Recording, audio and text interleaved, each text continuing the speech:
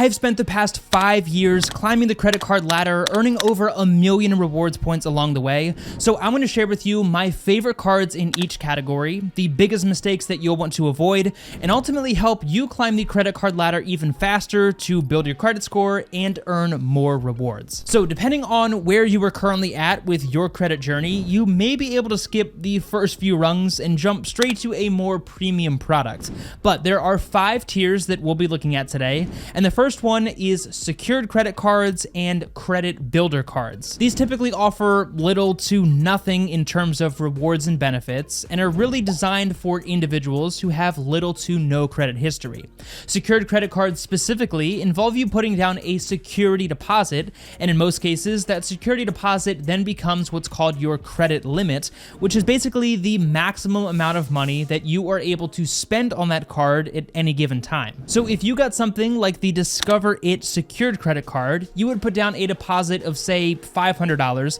and the credit card company would then hold on to that money, and you would be able to spend up to $500 on your Discover It secured card in any given billing cycle. Should you ever decide to close that account, no problem, you will get your security deposit back. But the reason the card provider takes that deposit up front is if you go off and spend $500 and don't pay off the balance, then your security deposit is essentially an insurance policy, since individuals who have these cards are usually viewed as less trustworthy borrowers. Credit builder cards are a little bit different and have boomed in popularity in recent years, and usually require no upfront security deposit and can be a much safer way of building your credit score, since typically they involve some sort of preloading your credit builder card with funds, using that card as you would any other product, and then the funds that you already set aside are used to pay off the balance, meaning that there really is no way to accrue debt, making this a much safer option, especially if you're brand new to credit cards. My favorite credit builder card right now is the Chime Visa secured credit builder card,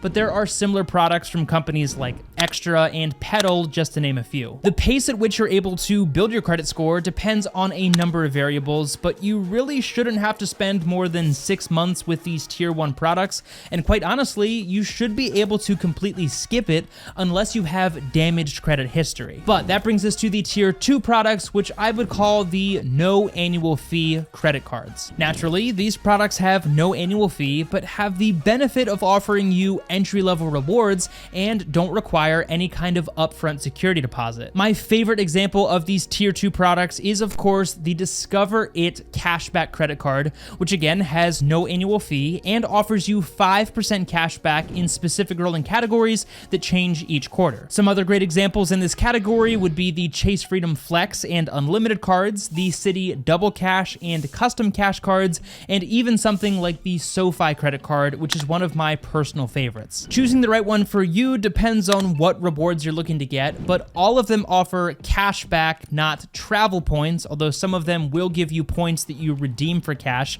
and of course they also have no annual fee. And I will point out that if you are a student at pretty much any major university, then there are some cards in this category like the Discover It student credit card that you may have a much easier time getting approved for if you have no credit history. Now, definitely be careful with that one, because obviously credit card companies are notorious for taking advantage of young borrowers who don't know better. So before you go and apply for anything, make sure that you know how to use these cards properly, which of course includes paying them off in full every single month, and that applies whether you're a student or not. But even if you have no credit history and you're not a student, you may still be able to get approved for something like the Discover It cashback credit card, as long as you have a consistent form of income. Now again, that depends on a number of variables, including the specific product that you are applying for, but if you feel that you're on the fence, then I'd personally say go ahead and apply for one of these tier 2 credit cards,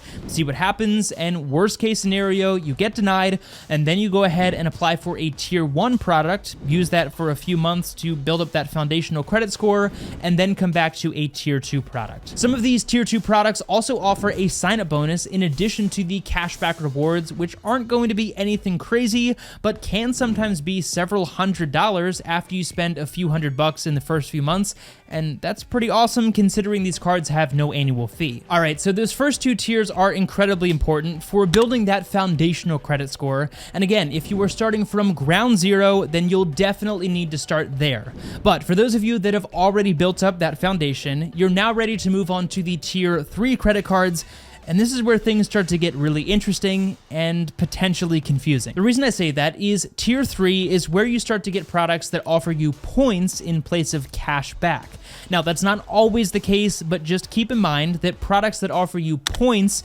like true travel points, will require a little bit more effort on your part, since you can't simply redeem your rewards for cash. Instead, you usually redeem them for travel. Okay, but tier 3 cards will typically have a small annual fee ranging anywhere from $95 per year going up to $250 per year for something like the American Express Gold Card. Now, this product is definitely a stretch for a tier 3 card, but my personal favorite in this category right now is the American Express Blue Cash Preferred Card. And yes, this is going to have a $95 annual fee, which might sound a little bit ridiculous if you are new to this credit card space, but for that small annual fee, which is actually waived in your first year, not only do you get an even better sign-up bonus that will easily cover that annual fee for the first few years, but you get some insane cashback categories, which for the Blue Cash Preferred are 6% back on groceries and streaming services, 3% back on transit and gas, and 1% on everything else. Your credit limit, which once again is the maximum amount of money that you can spend on this card in any given billing cycle,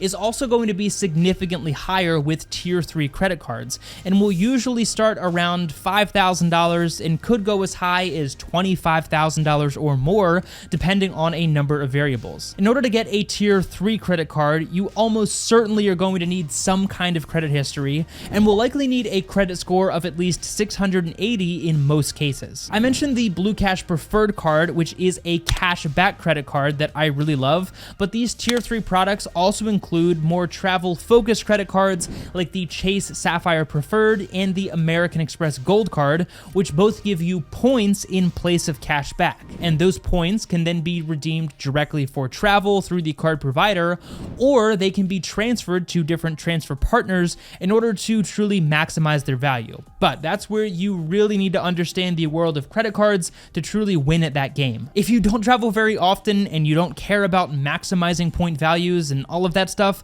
then that's completely okay. Don't overcomplicate things. Just get something like the Blue Cash Preferred, take your cash back, and call it a day. All right, so for your average user, tier 3 is really going to be the highest that you'll want to climb on the credit card ladder. And while you absolutely could get one of the insane products that we're going to talk about next, the annual fees are about to get significantly more expensive, and getting a return on that investment is going to become much more difficult if you don't know how to maximize the benefits. But for all of my credit card nerds, let's say goodbye to tier 3 products and move on to tier 4. These include the most premium travel credit cards that are widely available to the general public, and while there is an even more insane tier 5 that we'll look at in a second, tier 4 is going to include the most widely advertised products like the American Express Platinum Card, the Chase Sapphire Reserve, and the Capital One Venture X. Naturally, the annual fees for these products is going to be significantly higher and can range anywhere from $400 per year to $700 per year, but for those hefty annual fees, you not only get additional credits and point multipliers, but an abundance of premium travel benefits, which is really the main reason why people get these products. For example, the products that I just showed you give you access to various airport lounge networks like Priority Pass, which is a network of over 1,300 airport lounges where you can get complimentary food and drinks while traveling. Things like the American Express Platinum Card take it a step further and have their own exclusive network of Centurion lounges, which even take things to the next level. But unless you are a frequent traveler who would actually use these airport lounges, most of these benefits are completely useless, making the high annual fee very hard to justify. With these tier 4 products, you want to at least have a surface level understanding of transfer partners and how they work so that you can transfer the points and actually maximize the value that you're getting. I say that because if you don't do that, you're probably getting just 1 cent per point,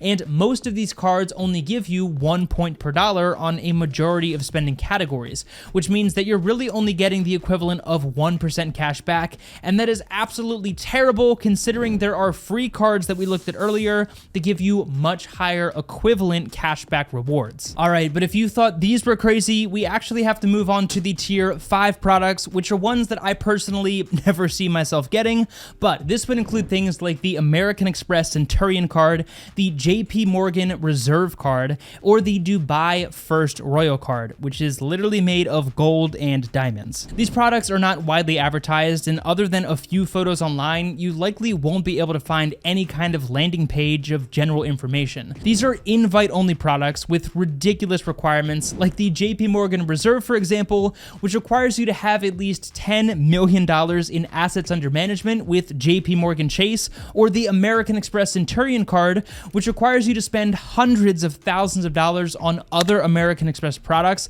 just to have a chance at getting an invite. And even if you do, you'll be slapped with a $10,000 initiation fee just for getting your foot in the door. Needless to say, these products are not meant for your everyday consumer, but if you're a baller lucky enough to get an invite, then these are the most insane products that basically come with a personal assistant who you can call at any time, and they will literally help you with anything, assuming it is legal, of course. It's also worth noting that the cards in tier 5, and actually some of the tier 4 products that we just looked at, are technically charge cards, meaning they don't even have a hard credit limit, and you just spend however much you want and have to pay it off at the end of each month. And that's how a Chinese billionaire was able to spend $170 million on a painting using his American Express Centurion card, earning him enough points to fly first class between the US and Europe over 3,000 times. Again, not something that most of us will ever get to experience, but I guess it's good to have a dream. Regardless of whether you were starting from ground zero or you're a credit card nerd like me, my biggest advice to you is don't overthink this too much. Climbing the credit card ladder and doing it quickly is honestly not that difficult.